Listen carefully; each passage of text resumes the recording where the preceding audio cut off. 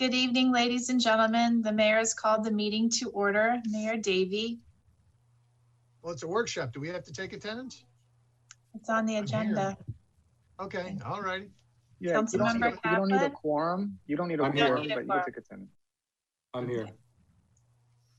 Councilmember Laredo. Vice Mayor London. Here. Councilmember McCormick. Councilmember Moss.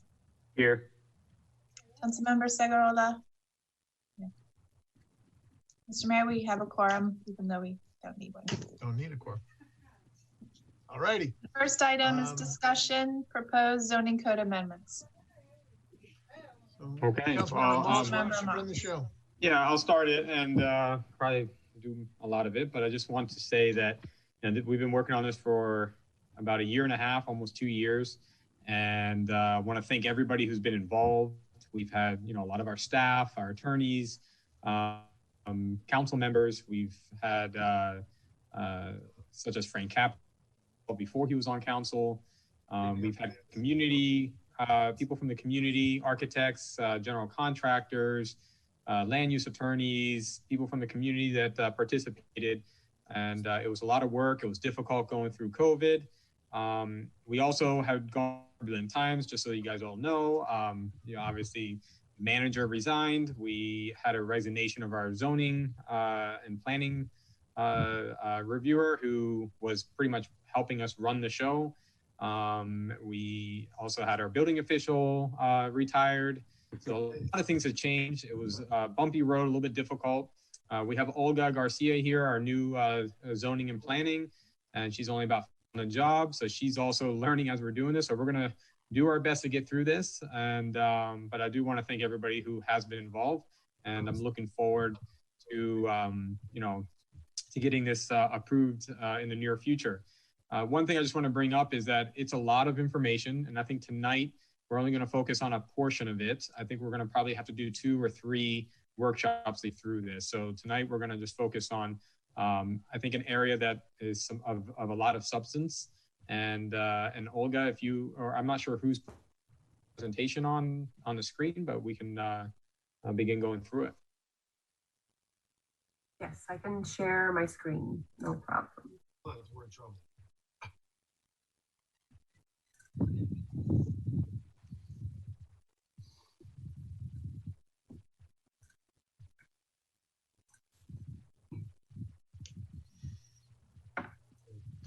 Well, he already gave us a $10 million error.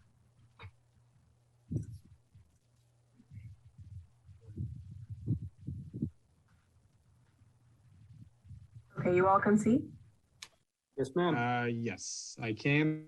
I think we're looking at your other screen, which is not the main presentation.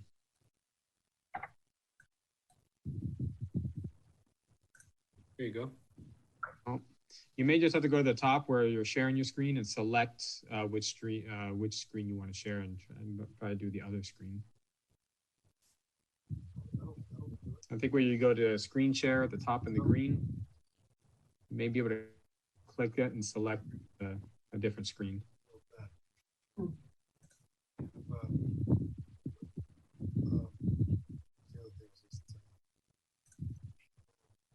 Yep, there you go.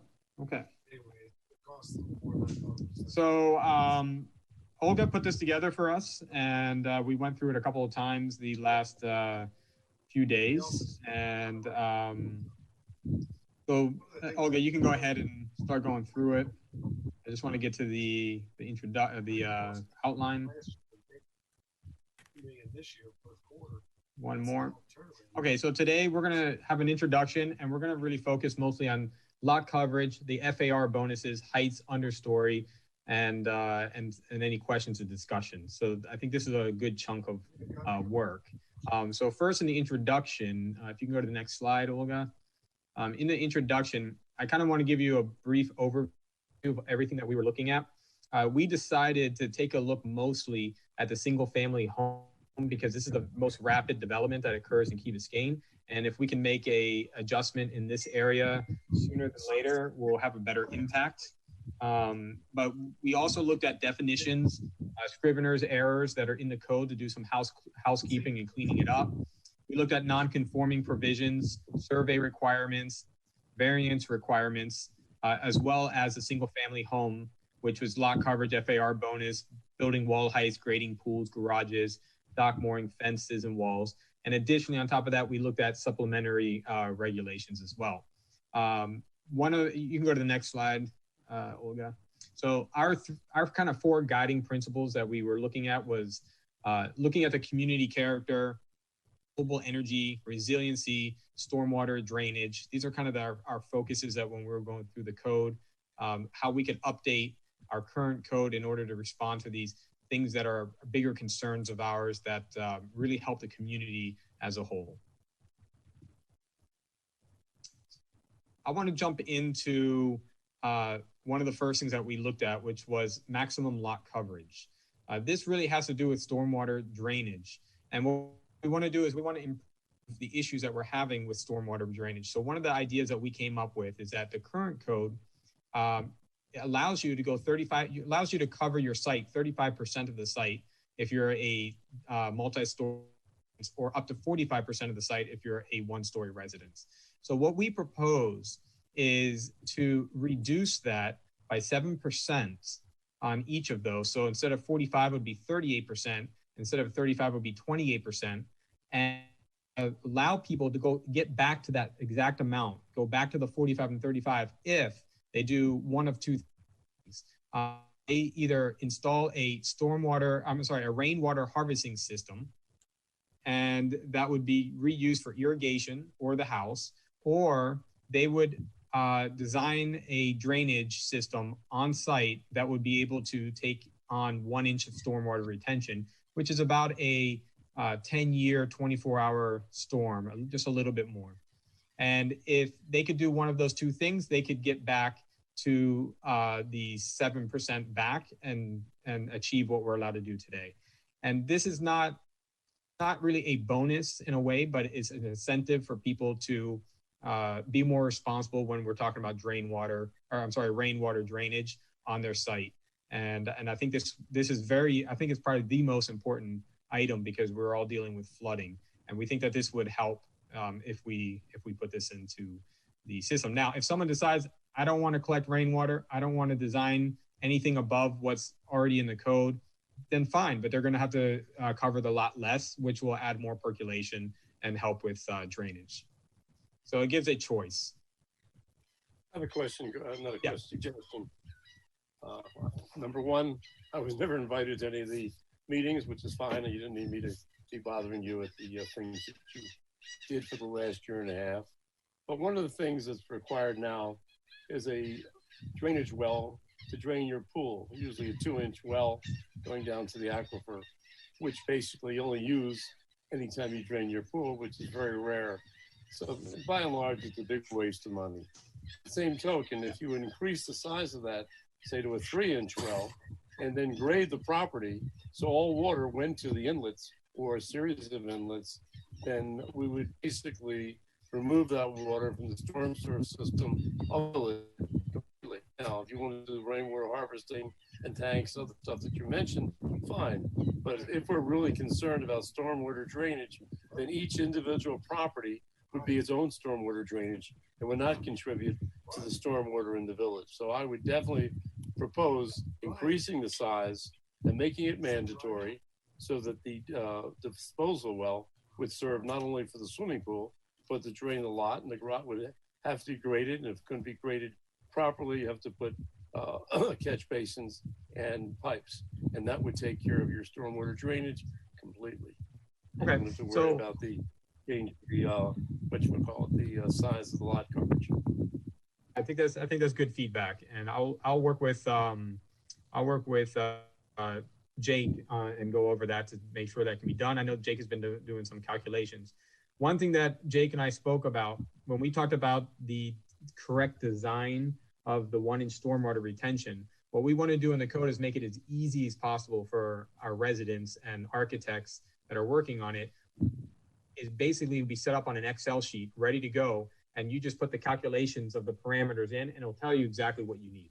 and then basically all we have to do is just show any type of catch basins or whatever we're doing and say, look, and our drainage plan, and it shows that it can maintain greater than that amount. So we want to make it as easy as possible, that you don't need to go and hire engineers and do all this kind of stuff. It's just something that you plug in to show the building department that it can do it. But I like the idea. If we can do wells, that's even better. So I'll sit with Jake and see if that's possible, and if it would work, we can run a simulation. We have to do a well right now, and I'm trying to.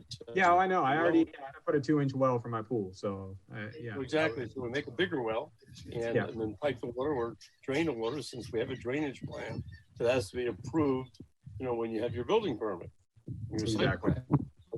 Basically, we incorporate all that, then we retain all the water on the property, or almost all the water on the property, which takes a huge burden off our stormwater, which you go into the calculations what our stormwater engineers are doing right now. And the suggestion is right on, square on with respect to the policy driver, that led to this discussion. I think when you talk to Jake, I think this would be in addition to, not in lieu of, but it's a great idea. Exactly. Excellent. Okay, Olga, let's go to the next slide. Okay, then we looked at the gross FAR, and this is part of our kind of community character focus. Currently, and just if nobody, but FAR, or some people may not know that technical term, is floor area ratio. And what you do is you take the footage of your site that you're building on, and you multiply it by the ratio, and that gives you allowable square feet that you can use. So right now we have a normal floor area ratio, and we have a gross floor area ratio. And a gross floor area ratio limits us, not just the house, but including balconies, porches, garages, carports. They add everything on there, and it has to be below that amount. One thing that I've noticed, and I know other architects have noticed this, is that it's sometimes too restrictive on the gross FAR on the first floor balconies and porches and things like that. So some people might want a wraparound porch or a larger front porch. And these are characteristics that I think contribute to a better neighborhood and better character and diverse character, instead of having like a 2-foot front porch that nobody will ever use.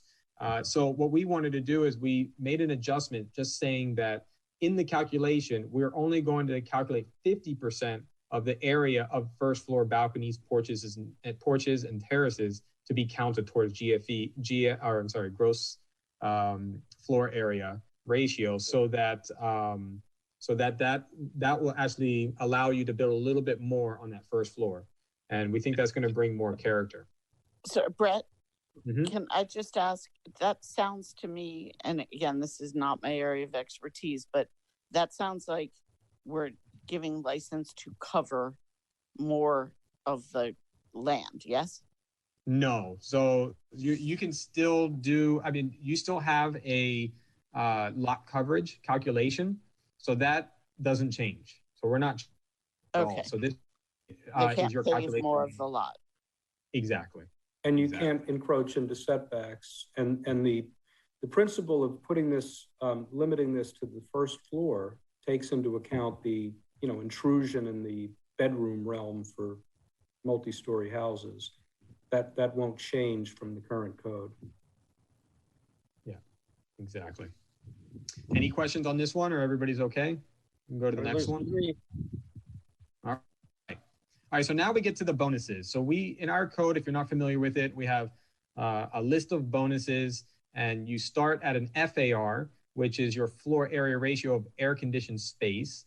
And it start at a base number. And depending on different bonuses that you do, you increase the size of the house that you can do. Now, I just want to be very clear that we did not change the amount of the maximum FAR that you're allowed. So it's still the same as it was before, as it is now. However, we went into the code and looked for other incentives in order to get people to do things such as solar panels and other things that we think will benefit what we're trying to look at doing. So we are going to start on bonus 4, because 1, 2, and 3 had not changed. Bonus 4 in the current code is you can add up to 0.02 FAR bonus for a garage or carport containing 2 or more vehicles parked parallel with an exterior column separating each of the spaces. So one of the things that we did bring up in our talks was that when you do put that column there, it sometimes has a tendency that people actually make their garages bigger because they have to clear the structure in the middle. So the garages or the carports become much larger, and the garages become much larger to the percentage of the house. So the idea is that, well, why not allow there to be a single opening for 2 cars to park there without a column, but only limiting that the width can only go up to a maximum of 22 feet. So that if somebody doesn't want to put that column in the middle, it's going to make a smaller garage, but they're able to maneuver better when they park there. So that was what we were looking on that item. Does anybody have any questions with that one? I suggest the number should be 24, not 22. If you're building luxury houses, 22 is not the proper number for 2 cars opening the doors, especially luxury cars. Okay, so I mean, we'll go back and take a look but at it's that. very tight. But Okay. removing the column is a great idea. Okay, we'll take a look at and we'll bring it back. Placeholder, Brett and everybody, is the concept of front-facing garages. That's not tonight. That's a later discussion. Yeah, that'll be our next meeting that we'll bring up, because I know that will be much, in depth, going back and forth on that one, I'm sure. All right, so let's go to bonus number 8, side yard privacy. Currently, we're allowed to give 0.01 F.A.R. bonus per side for all windows above the first floor facing an adjacent building which are 5 feet above the finished floor, or at 0.03 F.A.R. bonus per home side if all building walls along the interior side of property do not have windows. But this one was very interesting because most architects probably would not want to design a house that doesn't have windows facing in a middle bedroom or something like that. So what is also kind of strange about this code is that when we build in other municipalities, they actually force us to put windows on the sides because people don't want to see blank walls. They want to see things that are breaking up and the facade movement on the facade. So what we did is we came up with something that, and I kind of understand maybe why this was here is because of privacy, right? People don't want to be looking into your backyard or into a lower house. So we came of the proposed code language would add all windows first floor facing an adjacent property, which are 5 feet above the finished floor, or all windows above the first floor are translucent. So basically, you're still allowed to put windows facing the side if you put a translucent finish on it. So that means that light can come through, but you may not be able to see through. And you would get a bonus for that. And we're still actually working on this one. We were actually looking at it today. It wasn't written quite the way we want it to be written. But we're gonna kind of go through this one again. But that was kind of the idea of looking at the side yard privacy. One thing to bear in mind, discussion item on the translucent quality of the glass is that it to assess the reflective quality, the glare-inducing effect on neighbors and motorists, the law of unintended consequences. These are side yards. The side yards, yeah. Yeah, I think it's a fair point for the side yard still, yeah. It's still, I mean, the street is the street, and reflective quality can disperse. Okay. By the way, just one last thought on the incentives. I don't know if you were going to get to this, but the incentives to get to gross FAR include some historical items that were the subject of a fair amount of constructive criticism that might not have actually been resolved fully and finally on every single one of them during the workshop work that led to this presentation tonight. So that may still be, as we get to the final process of trying to adopt a code revision, still work in progress. Yeah, and this is part of the here is having this workshop, getting input from you, from the public, and for us to adopt it. So we still have time to, if there's things that you guys want to change and look at, we will do that. So Olga, can you go to the next slide? All right, so we're gonna go to one more. So here, we're gonna look at side yard. So this one is actually a little bit tricky because what we did is we moved some of the bonuses around in order to put them in categories. So I'm gonna bring this up a couple of times. So here we have a side yard bonus for exceeding the setbacks required on the sides. and that's on the current code of bonus number 9. However, bonus number 9 in the proposed code is going to be replaced by the moldings and reveals. So in the old code, molding and reveal as 2 separate items. We combine them into one, and it gets 0.0001 per linear feet with a 0.0 towards outside moldings or reveals. And we moved that side yard setback to bonus number 16 that you saw in the current code. So nothing really changes here. It's just kind of putting 2 together and moving it to a different number. Renewable energy. So bonus number 13 originally was something else, was an F a maximum for reveal, which we combined in that previous one slide that we just saw. And we changed this one to solar panels. So what we're doing is the new language is adding for solar panels as 0.01 F.A.R. bonus for a minimum of 4 kilowatts and a 0.005 addition to it for each additional kilowatt up to a maximum of 0.03. So this is incentivizing people to look at renewable energy at the solar level in order to reduce demand on our substation and our electrical grid. Question on this. Yeah. What is the equivalent square feet of panels per kilowatt of power? My panel is probably about 5.3, and it's probably 333. About 20 watts per foot, which would give you about 50 watts per kW. Does that sound about right? Yeah, I so can tell you, I have 24 panels on my house, and I have a 7 kilowatt system. Yeah, and I have 12 on mine, and I have a 4 kilowatt. But what size are the panels? I mean, the question is. Panels about 5x3 more or less, so it comes out to about 22 watts a square foot. Sorry, I didn't hear you. 22 watts a square foot, more or less, and I'm just doing this rough. So using 20 watts a square foot, right? Yeah, so 20 watts a square basically foot. 50 times 4, so about 200 square feet minimum. Yeah. Is that right? Yeah. It's nothing major. It's not that you would cover the whole house, but it's something that get people to, Do we want to give this bonus to kilowatt. flat roofs also, where people would then put them vertical so they'd be very noticeable, or just to gable roofs? What did you say at the beginning? I mean, architecturally, I don't know how these would look on flat roofs that were, just put up on an angle. Obviously, on a gable roof or pitch roof, there's no problem. Yeah, mine is flat, and I have them on mine on a flat roof. So what we did is they sit up on a structure, and they're tilted like this, and they're within the parapet, so you can't see them. So you can put them within parapets. Mine's on a flat roof, and it's not tilted. It just sits about you can just put an inch. It just sits like an inch above the roof.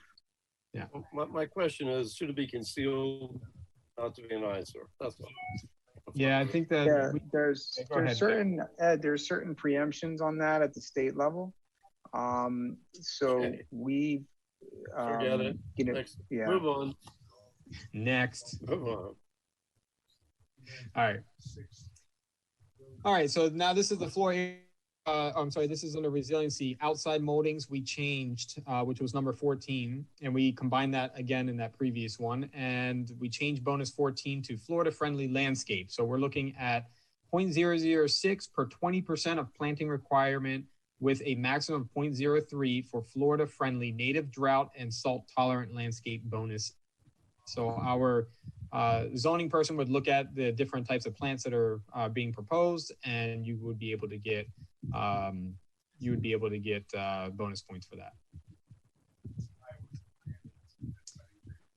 Current code, there's nothing in bonus 15 and 16. Oh, go ahead, Allison. No, I'm feeling a little cynical, I think, tonight, but it strikes me as a really easy one to promise and change. And no one's going to come and make your house smaller after it's built when you change out your landscaping. Yeah. I don't know if there's anything. I mean, they could get in trouble if, code can enforce if they do change something. Brett, if you recall, if Heidi can maybe bring it up, we did, to address that, Allison, include a declaration on there which will allow us to inspect and enforce going forward if someone doesn't follow through with it. Maybe we can just pull up that language real fast. No, it's okay. If it's been contemplated and dealt Yes. with, I'm happy. I don't know if actually I'm happy or not, but it's nice to know I'm not the only cynical one. You guys already thought of it. Yeah, we I talked think many what times we were thinking was that if they do violate that, it will be flagged in the building system, and the property won't be allowed to seek a permit going forward until it's corrected. And I think we'll be able to provide that Correct. language to you. That's correct. It has, what we did is that currently the code requires you to include any of these bonuses on your site plan. So what we've added is that if you receive one of these bonuses, then you have to record a restrictive covenant in public records that the bonus is going to be continually maintained. And if it's removed, altered, or damaged, then the village is not going to issue any further building permits until the owner can provide evidence of compliance with the site plan. Great, thank you. All right, so our current code doesn't have bonuses up to 15 and 16, but the new one will have extra bonuses. So bonus 15 is a roof garden, rooftop planters. We will allow a 0.003 per 10% of roof area for having a roof garden or a rooftop with built-in planters.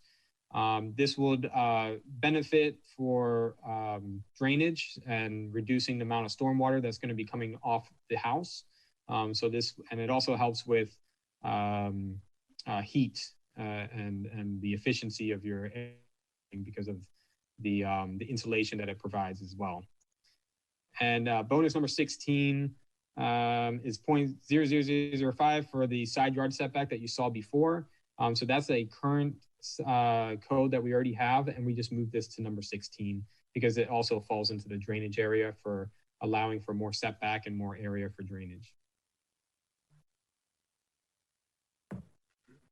Okay, so that's it for bonuses. Does anybody have any other questions on bonuses? So we can move on to heights. All right, so now the current code has a few different things on the heights, and this is kind of one of these big ones that we wanted to look at. I know Ed had brought this up a couple of times, but first, we made a small adjustment. We thought that the 25% of an exterior wall or facade that is more than 35 feet shall be set back at least 3 feet or greater than the remaining wall. That's what the current code. We changed it to 2 feet. We find that sometimes 3 feet is a little bit too much depth, and the idea for it is just to break the wall up. And we think that 2 feet still gives a significant amount of wall breaking, but we sometimes see 3 feet being a little bit more difficult from a spatial layout interior. So we try to find somewhere in the middle, and we think that this solves it. We also removed the language of walls facing a yard that exceeds 22.5 feet, requiring an architectural feature that projects at least 2 feet and no more than 4 feet from that wall to be placed at or below 22.5 feet of elevation.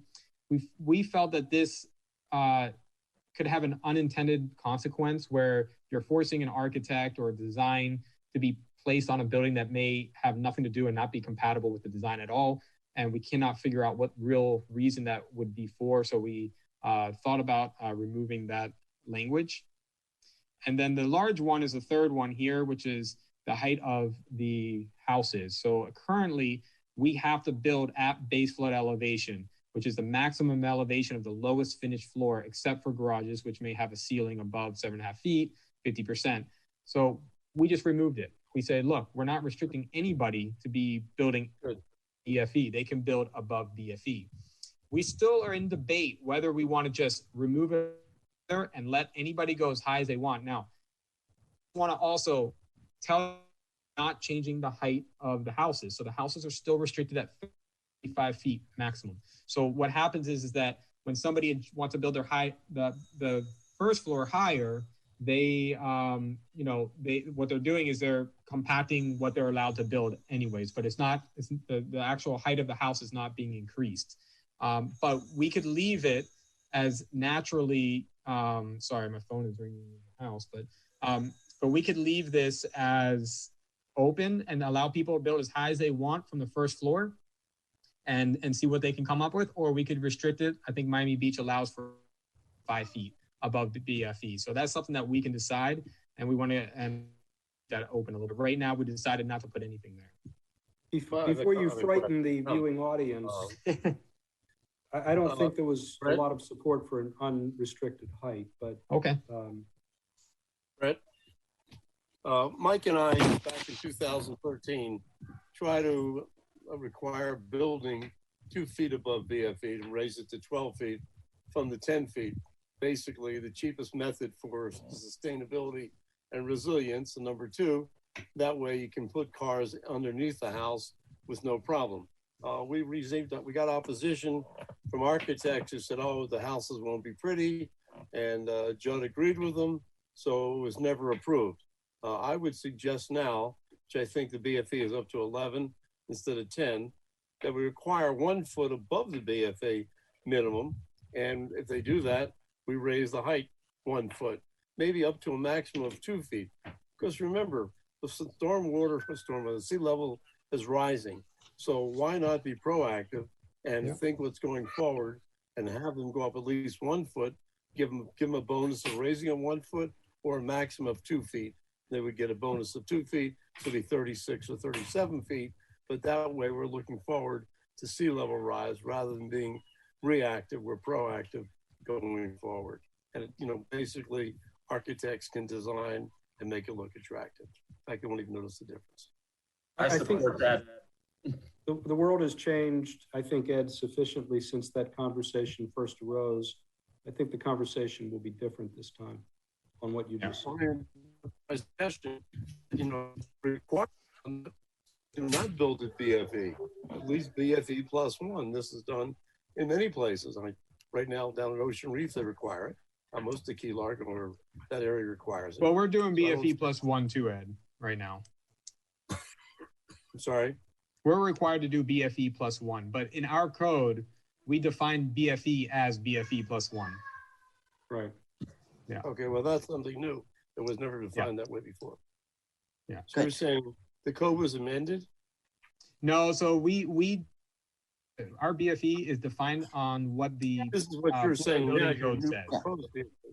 And Florida Building Code, I updated their definition as BFE +1. So it updates ours. So we're now BFE +1 minimum, no matter what. Tommy? Would that bring us to 12 feet? Well, it depends on the height of, I would say in front of my house. I think, no, I'm saying most BFE is 11 now. 11. Yeah, it'd be close to 12. So basically, we were really, and you don't want water in the garage. And a lot of streets are at least 4 feet high. So, that's why I would say then if BFE +1 is what we're requiring, I would give them a bonus for going to BFE +2 by adding 1 foot to the height. One of the things that we're going to get to next on the other thing we're going to get to next on the next understory, and one of the things that we debated a lot about, we talked to Roland about this, and we came to, I think, 1 foot above street level, that you have to actually build up a little bit because if we're going to start raising the streets, we don't want everybody's houses underneath to be flooded and they can't park their cars. Right. So that also has to be kept in mind too. Okay, great. Thank you. Yeah. So I think that this is going to be something that we're going to have to decide. Frank, I think you made a point that, we want to make it restrictive, a maximum and a minimum, and that's fine. And we were all over the place when we were talking about this, and I wanted to kind of see what you guys thought. One thing that I remember from the conversation that I think was a rather consensual point of comfort is that it's probable that the overall height is going to have to increase because of the point that Ed just made and the proposition of raising the streets. So as long as the resulting height maximum is uniform, the concern of, that community character concern about disproportionality of mass and height is mitigated because everything's the same. So you're saying that if we make a 2 foot max, you would increase the height of the maximum building height by 2 feet. I think that's right. I think that's right. Exactly. Okay. And again, when you raise the streets, you might have a problem because maybe some will be above 2 feet. Yeah. We Ed, But wait, I just I want to follow what was said. So it's the suggestion that currently you allow 35 feet and it's from BFE, whatever the BFE is set at. Are you suggesting to change the 35 feet to 37 feet? No, only if we require, if they build 2 feet above BFE. So 35 feet above the lowest, your first floor elevation. Yes, that's correct. Okay. With a maximum of 2 or 3 feet, whatever number you want to put in there, take into consideration a sea level rise and raising streets. So what we can do as a, I can go back and work with staff to find out what that minimum and maximum height based on whether you can park a car underneath it and all that kind of stuff and see what it really works between all these things and bring that back. Sounds good to me. All right. And do you guys have any issues about the other first two that we talked about, or you're okay? No, all good. Okay. All right. And then elevation of the lowest floor. Let's see what this is. Base flood elevation is the maximum elevation of the lowest floor, except for garages. Okay. And again, we removed that, which messes with this whole where you can build it. So let's go to the next slide, Olga. All right, and then we propose code entrance elevations. Again, we just had to adjust this in order for it to make sense. Elevation of entrance to main permitted use in front or side street at base flood elevation or higher. So you can bring it down to base flood elevation or you can go up higher. Before it just said at base flood elevation. And exceptions to maximum height, elevator towers not allowed within 10 feet, 40. Okay. One of the things we brought up was we changed the parapets on the roof because it used to be 36-inch parapet on the roof. So what happens is when you build that, you need 42-inch protection anyway. And then somebody has to then build another railing on top of it. And we said, why not just increase it 6 inches so people don't have to add more things on top and it just looks more seamless. And I think that kind of gives you that fall protection. So it's a 6-inch adjustment. One quick comment on that. Yeah. Is it 42 inches above the beam or 42 inches above the finished floor? It should be of the finished roof. Okay. Yeah. And then that's the only thing I would change that to. Yeah. And then the gabled end roofs is another up for characteristics. The envelope of the property basically goes up to 22.5 feet around the perimeter. And then from there, it slopes at an 8 to 12 slope going up in the middle, kind of making a pyramid at the top. And you'll see that almost every house now, new house, is either flat roof. And if it's not flat roof, all of them are sloping in all 4 directions. And what we wanted to do is allow at least to have a gable front roof to come out because it changes some of the characteristics, gives a little bit of more variety in the neighborhood. So we allowing to the height just for the front where you could put a gable end roof at the maximum of 24 feet wide and 8 feet high to poke out of that sloping envelope so that people could put that in kind of like this picture that you see here, you would be able to have a house that would look like that. Fine. So it just adds a little bit more character. Okay. Okay. Yep. Any other questions on these? Nope. All right, let's jump to the next one. One is a little bit more in detail, but I'll read through them quickly. I think this might be one of our last, might be our last slide, but it might be another slide after it. But this is what we're allowed to do in the understory. So once the houses are built up, you have an understory. So understory areas only can be used for storage, parking, or access mechanical equipment and non-enclosed restrooms. And restrooms need to be above BFE, so very likely they will not be down there, which are not air conditioned. Unenclosed restrooms? Yeah, yeah, non-enclosed restrooms. I think we might just remove that. I think we might just remove it. We went back. Is that maybe supposed to be like an outdoor shower? Yeah, well, okay, that's fine. Like that's not what it says. bidet. Unenclosed restrooms. That's yeah, I'm not in favor of unenclosed restrooms. I'm just gonna, I guess I'll go either way on it, but non-enclosed restrooms. I think, and we could probably get clarification from the building official, but I think it's where you have kind of, it's almost like if there was a storm that it's not enclosed like in a like water closet. It actually has water can flow through the house. So yeah. Like, all right. So it's not like part of the house, can't basically. See in, but I got you. No, you can't see in, but water can flow underneath it. Like the partitions don't go to the ground. It's kind of like in public bathrooms, right? You yes, see the exactly kind of thing, but it's still private. Okay. But it cannot be, and nothing can be air conditioned down there, and it must be under 600 square feet. They do not count in unit size calculations. Over 600 square feet counted in unit size calculations. Non-supporting breakaway walls, open wood lattice work. Before you pass that, let's stop. Go ahead. The 600 feet is where I have a problem with it. Basically, you want to have as much space as possible to park as many cars as possible. So if a house is 40 feet deep and we're making it 24-foot wide, okay? Why would it be 1,000? We're over 1,000 feet at this point in time, not 600 feet. So I really think it should be 24 feet wide behind the depth of the house, whatever that would be, so you can park the maximum number of cars. Yeah, and remember, you can also use the understory for, you know, pool, hangout areas and stuff like that, and you know, you can put that. I'm just talking about just for the minimum for cars. I mean, one of our problems is not too many cars, but that we have cars parked all over the streets and everywhere else. So we're trying to get cars off the streets. So if we're going to have this, it doesn't make any difference if you put two cars next to each other back and forth rather than just one car. You know, if a house is 40 feet wide or 40 feet deep, we're making it 24 feet wide. That's what, 960 feet right there besides storage. So that's, I think, your 600 feet. I would rather see it that it should be the width of the garage, which let's say we're 22 or 24, whatever you get, plus the depth of the house, and then put the storage in. I think FEMA allows you either 300 or 500 feet of storage on top of that. I forgot what it is, but there's actually a FEMA rule on that. So whatever the FEMA rule is, I think we should adopt for storage, plus whatever the garage depth of the house times the 22 or 24 foot width. All right, we'll take a look at that. I think the most important there is the 24-inch width. It's just that it doesn't become all parking underneath, and we'll find out what the FEMA is, and we can come back and tell you what we can do there. Okay, good. All right.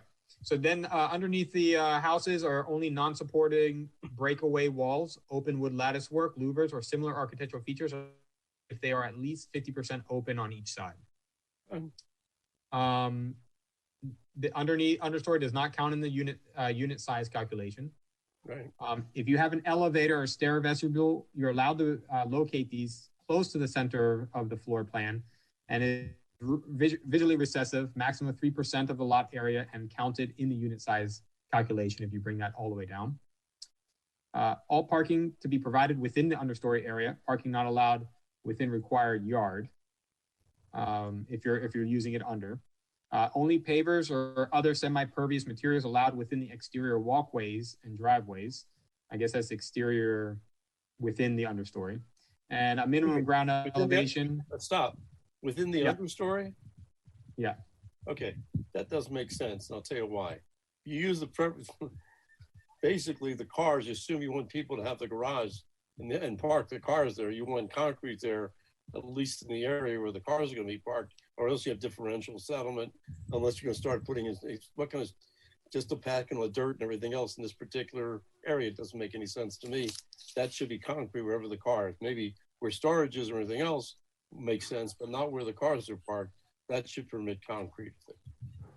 I'd like to reserve on the same point the other night about product selection and what's available in the marketplace that's permeable. I'm not talking about permeable. I'm talking about that we set a structural crank so that it supports the weight of the cars. I do appreciate your point, and that's correct. The question really ultimately is whether there's a permeable material that will suffice, in lieu of concrete, replacement of concrete. The point being is you're not covering the land. So when you raise the house, you have you're actually increasing tremendous more area of permeable or ground that will absorb water. So to do this doesn't make sense to me at all. Then you're going to have a problem with once you do it and your cars go back and forth over there. An area is going to settle and bumpy.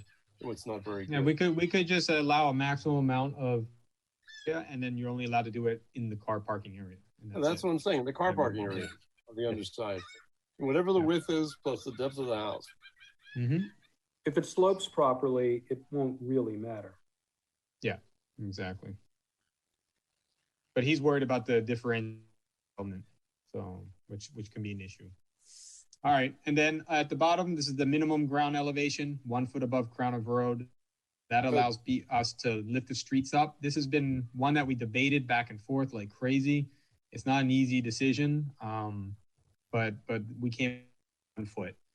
We looked at 3 feet, we looked at all different things, but the problem is it keeps pushing the houses up higher and higher every time we do that. Unlike when these conversations ensued, I think Roland will be able to be a little bit more prescriptive now than perhaps we were able to be then about projection on raising streets, height-wise. Probably a little better clarity now. Yeah, that's something that Jake and I are going to be going back and forth with AECOM more specifically in the months to come. Okay, excellent. Olga, we have any more slides? We may have a few more.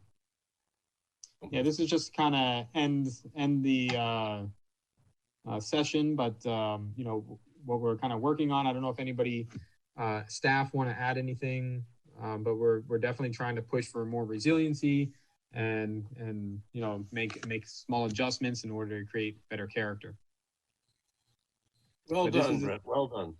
Okay, Great job. Good job, Brett. The only thing that I'd like to just add is giving people the opportunity to go higher than BFE, whether it's +1 or +2, the better. I think it's ultimately going to give us more flexibility down the line relative to roadways and things like that we're going to have to implement to move volumes of water in the future. I agree. I was going to discuss with you and whomever else, like what these ramifications are for our plans going forward before we have our votes on this. So when will this come back, Brett, for a vote? Well, we need to still go through a couple more because we have a whole. Okay. No, that was my question. We have three or four more workshops, and then we'll do the vote. I would say 1 or 2 more. We could probably get through this. They'll be very similar to this. Just trying to. It's very technical stuff, so we're trying to keep it as clear as possible for you guys. And then I think then we can. Slow. Yeah, and then bring back some of the adjustments. So in the next workshop we do, we have some of these adjustments ready, and we go over the second part. So talk to staff to see when we can schedule another one. I'm hoping that we could do it in the next few weeks, and do the next ones. That you know, if we can get it in front of June, if you guys are ready for it, I'm 100% ready to do it. And I know that there's a lot of people waiting for it too. Well, right, and that's the other. Mike, I think one thing that's at least on my mind is not to wait till the charter revision work. This is no, I think that's right. We should be putting this out as soon as we can. As you know, we've got a lot of building going on, and it's starting to pick up again. So let's get on top of this. Yeah, we want to get it out. Could I just share? Yeah, go ahead. Brett. What are you smirking about, Ed? Go ahead, Allison. In the discussion, and again, this is a little out of my depth, but the discussion about BFE, when the Florida Building Code went to define BFE as BFE +1, and we realized that there were houses that were recently constructed or in the process of constructing that were possibly going to be impacted with like issues of renovation because they were no longer high enough. Or you remember this discussion, Brett? Yeah, it was my house was one of them. We just finished it, and also now I'm a foot below. I didn't want to say that, but yeah, your house was one of them. I want to just make sure that whatever we do on this discussion about, if I understand wanting to show some restraint and not take off all restriction, but I want to make sure that we're not setting people up for, you know, any changes that come out of our control of changes to BFE in relatively, you know, near future years. I want to be able to accommodate those people. Okay. I think that's good. Well, the other thing to keep in mind is the insurance is going on. What's happening going forward is going to be based on what the structure is. Basically, what is your BFE besides other things? And then people are going to be in for a rude awakening when they get these premiums once it gets to free market or actuarially determined. So basically, we don't want to make sure we create problems by restricting the BFE too low. Yeah, I agree. I should say the first floor height, not the BFE. Yeah, Well, and I think it's important to discuss that too, and to mention it in meetings like this, because I don't know that people are aware of how much work the village has been doing in trying to prepare and help our residents for those issues with insurance. And it is ongoing, and clearly we're contemplating it here. And I think that's important for people to know. Exactly. Thanks, Okay. Brett. All right, guys. Thank you, Brett. Well done. I have the notes. Thank you. I have the Great notes. job. Thank you. Bye. Bye, everybody. Enjoy, everybody. Have fun, Sorry everybody. about my unmuting before. And thank you, Olga. Happy sailing, Ed. Great work, Olga. Thank you. Thank you, guys. I